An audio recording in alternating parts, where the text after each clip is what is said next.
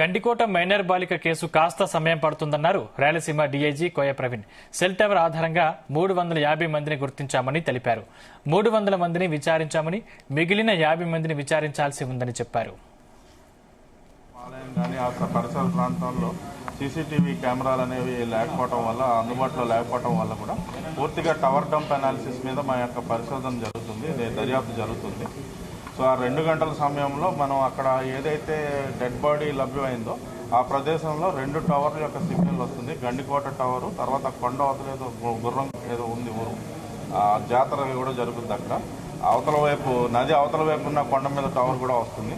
So అన్నిటి మీద మనం అంతా కూడా నేరో డౌన్ చేసిన తర్వాత ఆ రోజు వచ్చిన 350 మంది సందర్శకుల్లో ఆ 2 గంటల సమయంలో ఆ 2 టవర్లోనూ కూడా 69 మంది సందర్శకులు అక్కడ ఉన్నట్టు మనం నిర్ధారణకు వచ్చాం.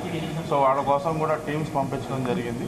వాళ్ళందరినీ కూడా వాళ్ళు ఏ ఊర్ల నుంచి వచ్చారో అన్ని ఊర్లకి మన టీమ్స్ తిరిగి అక్కడే ప్రాథమికంగా దర్యాప్తు చేస్తూ ఉన్నారు.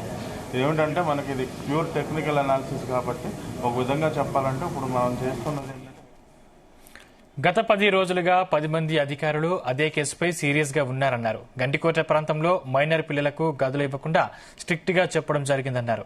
కేసును వీలైనంత తొందరగా ఛేదిస్తామన్నారు డీఐజీ. తర్వాత పరోక్షంగా సామాజిక మాధ్యమాల్లో అంతా కూడా కుటుంబ సభ్యుల వైపు వేలెత్తి చూపడం వల్ల ఏంటంటే మనం పూర్తిగా టెక్నికల్ మీద ఆధారపడి ఉన్నాం.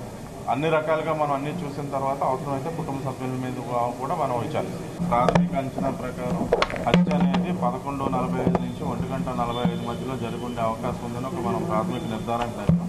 సో ఇప్పుడు మనకి అక్కడ ఆ ప్రాంతంలో, ఆ ప్రాంగణంలో ఎక్కడా కూడా రంగనాథ స్వామి ఆలయం కానీ ఆ పరిసర ప్రాంతాల్లో సీసీటీవీ కెమెరాలు అనేవి లేకపోవడం వల్ల, అందుబాటులో లేకపోవడం వల్ల కూడా పూర్తిగా టవర్ డంప్ అనాలిసిస్ మీద మా యొక్క పరిశోధన జరుగుతుంది, దర్యాప్తు జరుగుతుంది.